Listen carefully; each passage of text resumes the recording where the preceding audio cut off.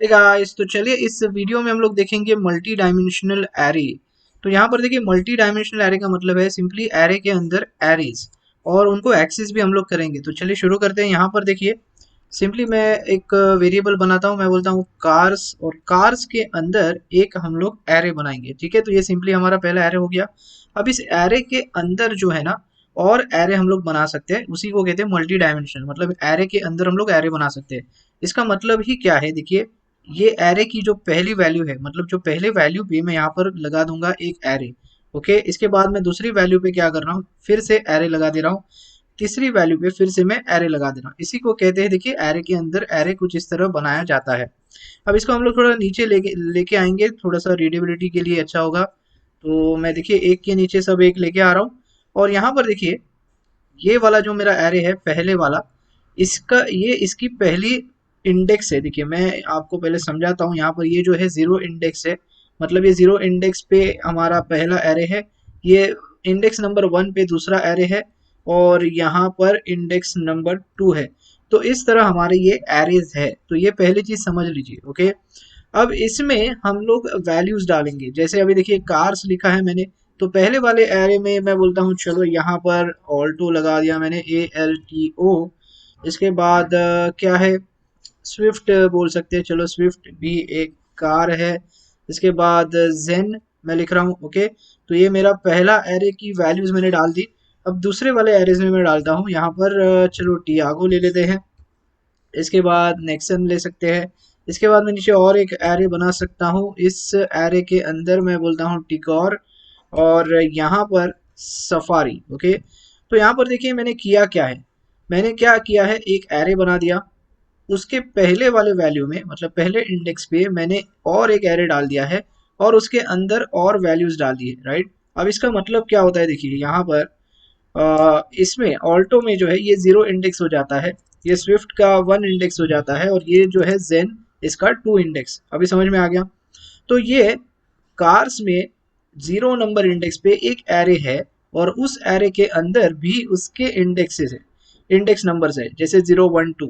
Okay, अभी समझ में आ रहा है। तो ये ऐसा है। सेकेंड वन वाले में भी देखिए 0 1 है, और टू वाले में भी 0 और 1 है। तो ये पहली चीज समझ लीजिए, और ये आपका बन चुका है यहाँ पर देखिए एरे के अंदर एरेज। अब इसको एक्सेस कैसे करते हैं, तो सिंपली देखिए एरे एक्सेस करना तो आपको पता है, सिंपल। मुझे अगर एरे एक्सेस करना है तो हम लोग फॉर लूप लगा सकते हैं और उसको एक्सेस कर सकते हैं। लेकिन यहाँ पर देखिए एरे के अंदर एरेज है, तो ये हमें अगर एक्सेस करने हैं तो हम नेस्टेड फॉर लूप यहाँ पर यूज कर सकते हैं। देखिए नेस्टेड फॉर लूप हम लोगों ने ऑलरेडी सीखा हुआ है। तो यहाँ पर थोड़ा सा एरे के साथ देखते हैं। तो मैं बोलता हूँ A = 0, मैं यहाँ पर इनिशियलाइज कर देता हूँ।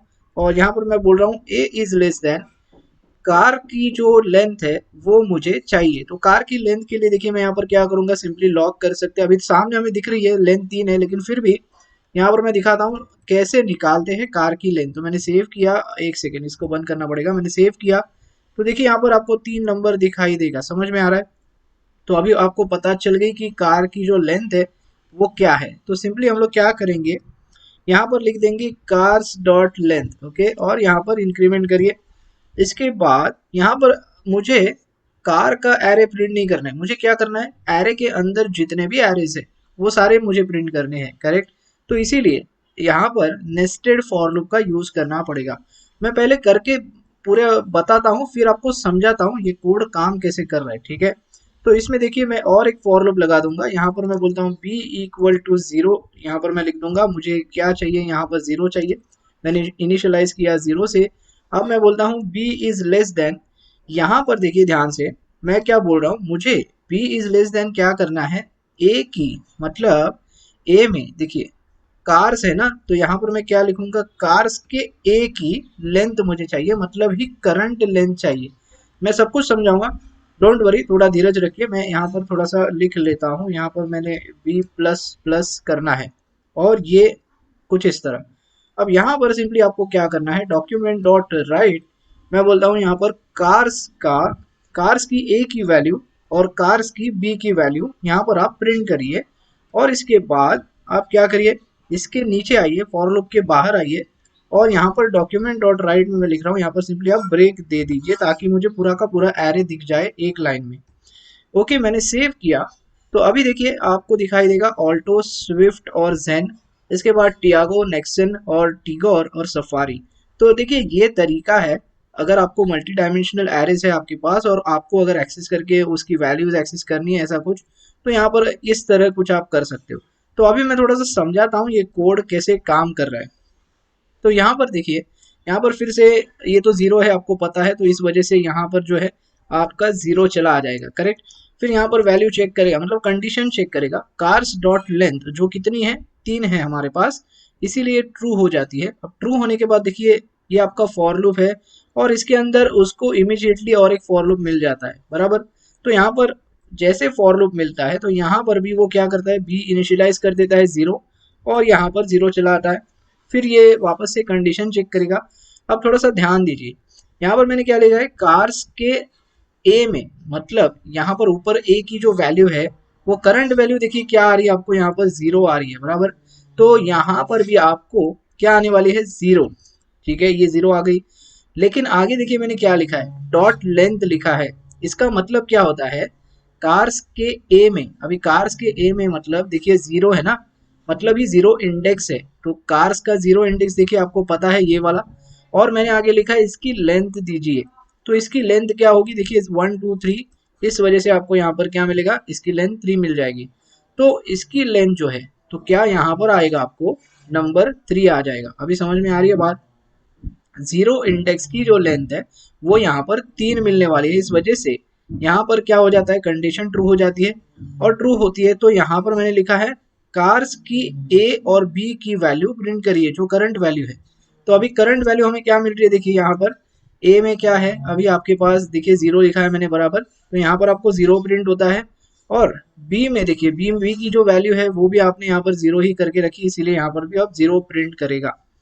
तो 0 और 0 क्या होता है, देखिए 0 ए की वैल्यू का मतलब ही, कार्स का ए का 0 मतलब ये वाला एरे इसमें जाएगा, और कार्स के बी की वैल्यू देखिए यहाँ पर बी में जो है ना, अभी आपने जो बी इनिशियलाइज किया है उसमें क्या नंबर आ रहा है आपको, 0 मिल रहा है ना, तो वो 0 इसके अंदर जाएगा, मतलब पहले वाले एरे में इसमें जाएगा 0 वाले इंडेक्स पे। अभी समझ में आ रहा है, तभी वो प्रिंट करेगा यहाँ पर ऑल्टो। तो ये कुछ इस तरह काम करता है। अब इसके बाद वो जाएगा यहाँ पर बी में, क्योंकि देखिए बी आपने 0 किया है, कंडीशन ट्रू है, इसने राइट कर दिया, बी की वैल्यू 0 है, तो ये 0 लेके यहाँ पर जाएगा, और आपको पता है 0 प्लस 1 करेगा, करेक्ट। इसकी वजह से यहाँ पर हो जाएगा 1, और फिर से यहाँ पर आ जाएगा 1, फिर से कंडीशन चेक होगी, कंडीशन ट्रू है। फिर से यहाँ पर देखिए अब b की वैल्यू क्या हो चुकी है, यहाँ पर 1 हो चुकी है, और a में अभी भी देखिए 0 है, तो यहाँ पर 0 1 प्रिंट होगा। इस वजह से देखिए ये 0 और ये 1 प्रिंट होगा, मतलब ही स्विफ्ट प्रिंट होगा, राइट। इसके बाद देखिए स्विफ्ट प्रिंट होने के बाद ये फिर से यहाँ पर जाएगा, प्लस करेगा 2, यहाँ पर आएगा 2, फिर से कंडीशन ट्रू होगी, देखिए फिर से यहाँ पर रन होगा। a की वैल्यू देखिए अभी भी यहाँ पर 0 है, इसीलिए 0 रखेगा, और b में 2 हो चुका है तो यहाँ पर 2 प्रिंट करेगा। तो 0 2 में देखिए 0 और 2 जेन प्रिंट होगा, करेक्ट।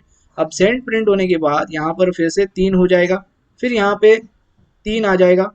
अब यहाँ पर देखिए फॉल्स हो रहा है, अब जैसे ये फॉल्स होता है ये स्टॉप कर देगा लूप और चला जाएगा कुछ कोड देखने के लिए नीचे। तो कोड अगर लिखा है आपने तो देखिए मैंने लिखा है ब्रेक, यहाँ पर ब्रेक लिखा है, तो जेन के बाद देखिए आपको यहाँ पर ब्रेक भी दिखाई दे रहा है, राइट। तो इसीलिए वजह से यहाँ पर ब्रेक लिखा हुआ है।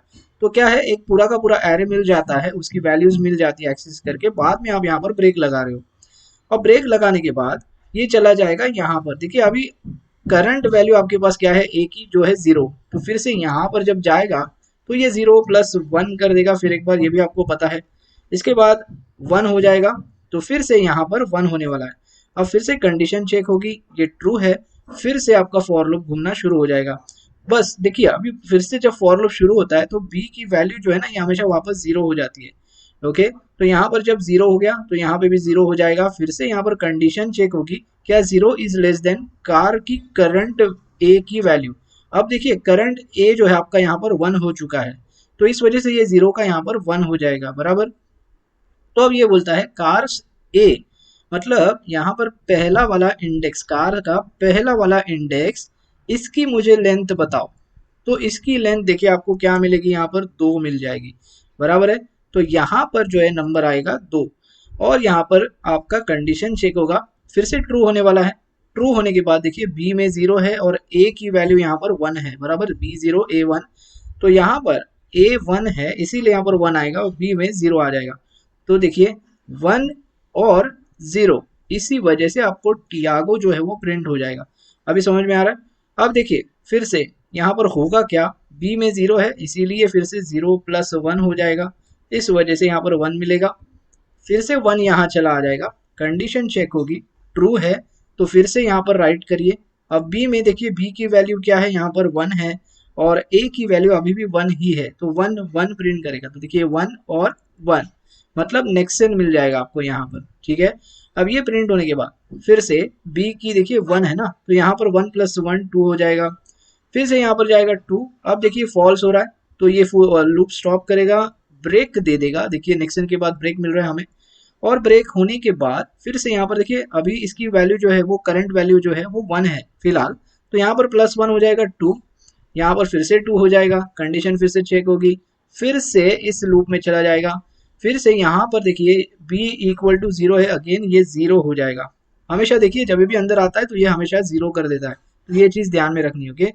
तो 0 होने के बाद फिर से यहाँ पर देखिए कंडीशन चेक होने वाली है, कार्स का करंट वैल्यू, कार्स की करंट वैल्यू देखिए अभी यहाँ पर 2 नंबर है तो यहाँ पर भी 2 होने वाली है, बराबर। अब 2 मतलब ये वाला इंडेक्स है और इस इंडेक्स के अंदर देखिए लेंथ इसकी क्या है, तो हमें फिर एक बार यहाँ पर 2 मिलेगी लेंथ, इस वजह से यहाँ पर भी 2 ही रहने वाला है और ये कंडीशन चेक होगी। अब फिर से ये ट्रू होगा, ट्रू होने के बाद देखिए मैं document.write cars A and B लिख रहा हूँ, तो A की जो वैल्यू है अभी हमें जो मिल रही है वो 2 है और यहाँ पर देखिए B की जो वैल्यू है यहाँ पर 0 है, इस वजह से ये वाला 2 इसमें चला आ जाएगा और दूसरी 0 जो है इस टिगोर में चला जाएगा, बराबर। 2 और 0 तो ये टिगोर प्रिंट होगा यहाँ पर। इसके बाद b की देखिए फिर से 0 वैल्यू है तो यहाँ पर 0 + 1 हो जाएगा, फिर एक बार अगेन यहाँ पर 0 + 1 = 1, तो यहाँ पर आ जाएगा 1। फिर से कंडीशन चेक होने वाली है, ट्रू होने वाला है। अभी देखिए b की जो वैल्यू है आपको यहाँ पर मिल जाएगी 1 और a की जो है 2 ही रहने वाली है, इसी वजह से इस 2 में जाएगा ये और यहाँ पर 1 आ जाएगा, मतलब ही आपको सफारी प्रिंट करके मिल जाएगा। अभी समझ में आ रहा है? अब फिर से जैसे B1 होता है तो यहाँ पर फिर से 2 हो जाएगा, यहाँ पर फिर 2 हो जाएगा, फिर ये फॉल्स हो जाएगा, लूप बंद हो जाएगा। फिर से देखिए यहाँ पर ब्रेक मिलने वाला है सफारी के बाद। अब ये ऊपर जाएगा, ऊपर देखिए यहाँ पर क्या है, ए में ए की जो करंट वैल्यू यहाँ पर देखिए हम लोगों ने क्या देखा था, करंट 2 है ना, तो यहाँ पर भी 2 है तो ये +3 हो जाएगा और फिर से यहाँ पर 3 होने वाला है, करेक्ट। अब देखिए यहाँ पर कंडीशन फॉल्स होती है, इस वजह से ये पूरा लूप जो है आपका बंद हो जाता है और देखिए आपको यहाँ पर पूरा आउटपुट कुछ इस तरह मिल जाता है। ओके गाइस, तो ये है आपके मल्टी डायमेंशनल एरे, मतलब एरे के अंदर एरेस और उनकी वैल्यूज अगर आपको निकालनी है तो आप कुछ ये वाला तरीका यूज कर सकते हो।